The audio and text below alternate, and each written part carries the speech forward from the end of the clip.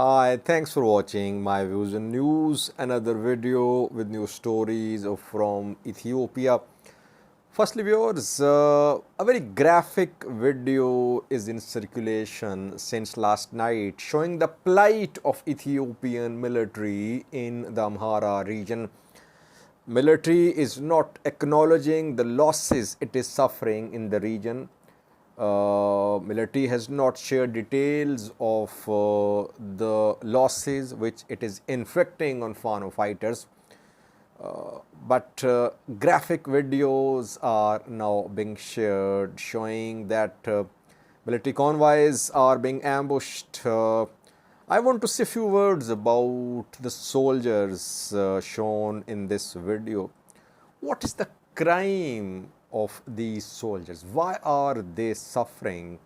Who is responsible for this senseless new conflict in the Amhara region? Second, Worku Aytenaw has fled Ethiopia. It was reported by Messi McConnell a few hours ago. Why did he leave Ethiopia? Question is, why did he leave Ethiopia? He was being threatened by pro-Fano elements. Can we say that he fled Ethiopia because he was receiving threats from Fano, or did he flee Ethiopia because he wanted to support Fano, but he was not in a position to support Fano in Ethiopia? So from abroad, he's going to support Fano. Details for you in this video. Firstly, viewers, I don't show graphic content on my views and news. Any video showing violence, bloodshed, battles are not shown. This is my policy. From day one, I have tried to follow this policy. Now, graphic videos are being shared showing the scale, the intensity of a conflict in the Amhara region.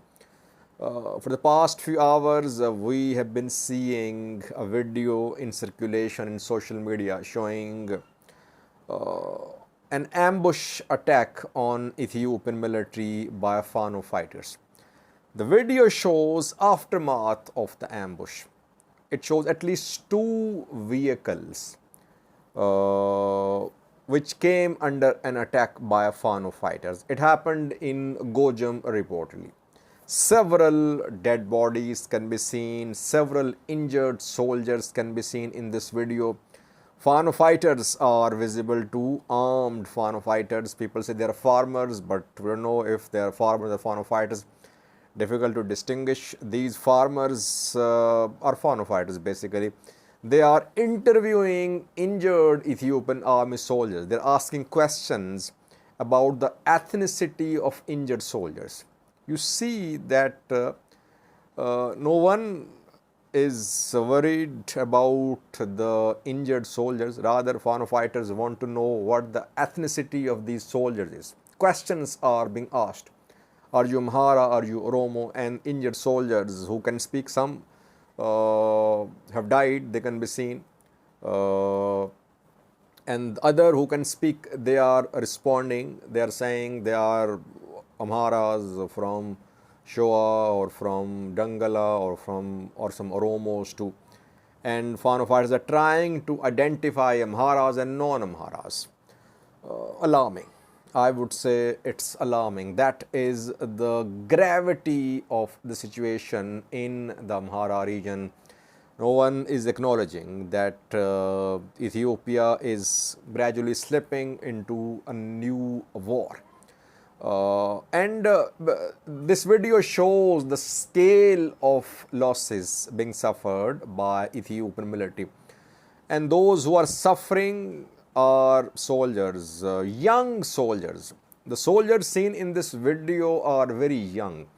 New recruits, I would say, or those who have newly completed their recruitment course. They're around 20 years old, I think, and they are the fuel of this war. They are ordered to fight. They cannot say no. There is unemployment. There are economic challenges for Ethiopian youths. Ethiopian youths are not left with many options economically, so they have to join these security forces where they are risking their lives, they are dying for a meaningless, a useless war. And Fano fighters, on the other hand, they are more concerned about the ethnicity of injured soldiers. Maybe they want to treat Amharas and non-Amharas differently, so that is why they want to know the ethnicity of these soldiers before treating them, before deciding how to treat these injured soldiers. This is the time to intervene. Federal government will have to take a step back, I think.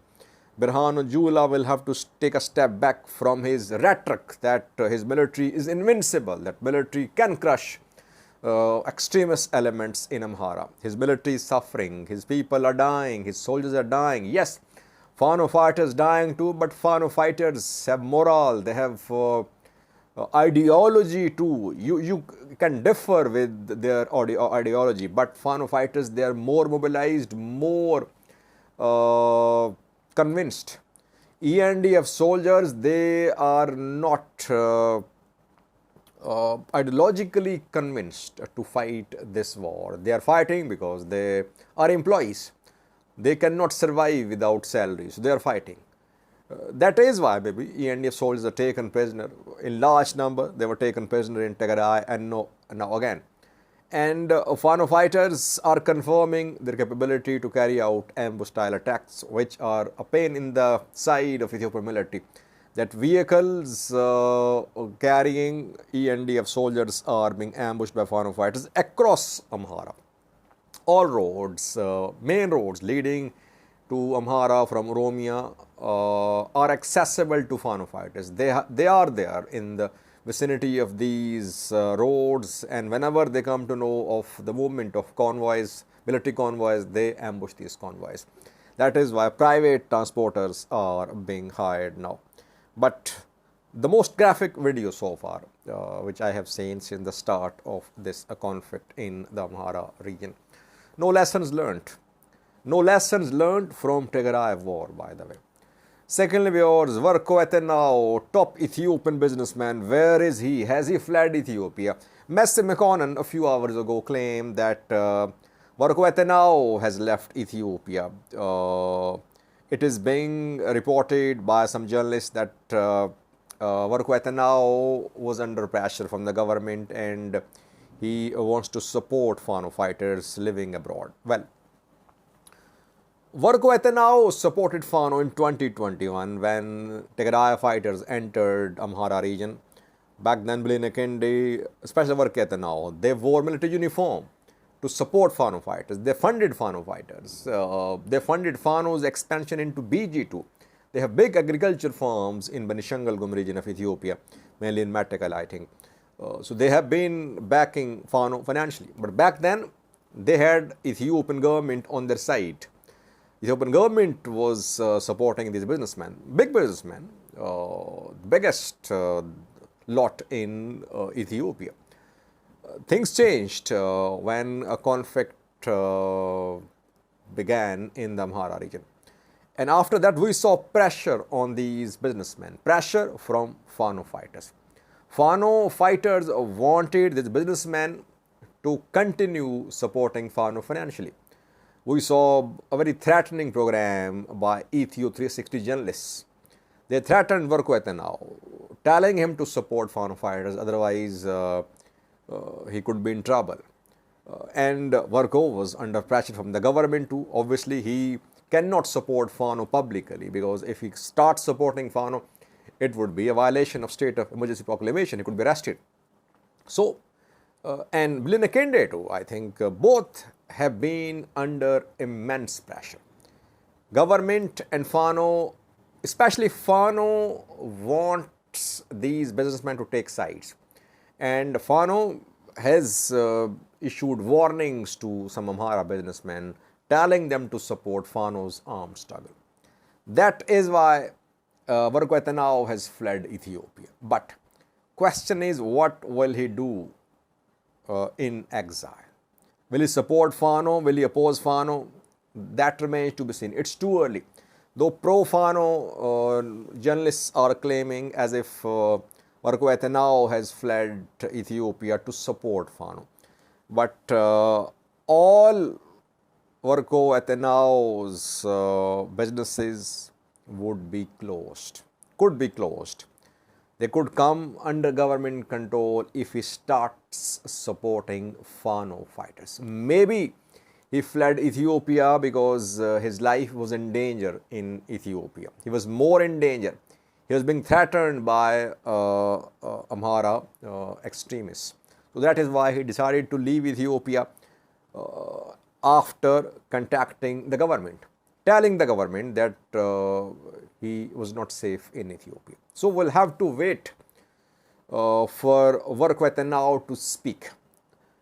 Where is Worku Aytenaw? We'll have to wait for his own words. We have not heard from Worku Aytenaw so far directly. It is only Messe who is reporting that Worku Aytenaw has fled. If he has fled Ethiopia, what is his plan? Is he on business trip? Is he going to support Fano? I think if Ethiopian government starts taking control of Worku's businesses, it means Worku has chosen to support Fano. If businesses continue operating as usual, it means that Worku is in touch with the government and he fled Ethiopia because he was being threatened by Fano fighters. So we'll have to wait and see. So far, Amhara businessman Worku Aytenaw has fled Ethiopia. It is being reported. Confirmation is awaited. Viewers, this conflict in the Amhara region is going to have economic repercussions too. These businessmen are going to divert their investments from the Amhara region. Food price, teff price is going to go up. Several other implications too. That is why I say that conflict in Amhara is a national conflict. It's not a regional conflict. You will see its national consequences gradually unfold. Best strategy is control it now. Otherwise, you'll see its national impact in coming months if this conflict goes on in the Amhara region. Thank you for watching.